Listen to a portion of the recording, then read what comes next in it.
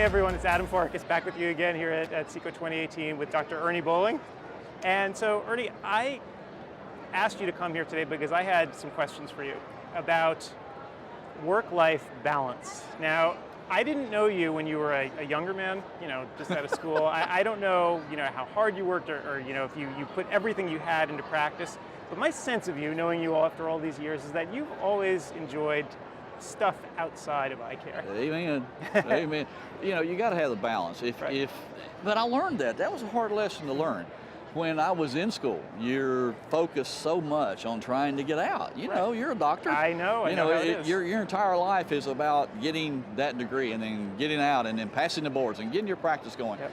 And in I've been out 10 years, maybe not even that long. I burned out. It's like, man, I can't do this. I can't keep doing this. So it's time to find some balance, find some other things to do. So joined the academy, did the diplomate thing, started writing for journals, Gretchen and at Review and OM and other things. And so that was kind of a diversion too. I like to kayak and paddle and do things that outside both spheres, because you got to have that to give you perspective.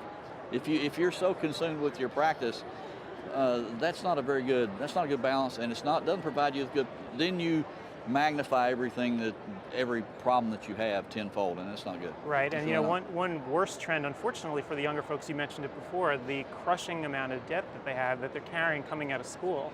Makes it tough on them. It's just one other thing to put on top of you. So it's finding that balance can be really challenging. It surely is. It surely is. But you got to find it. You have to have it to last long term in any business, I think. Absolutely.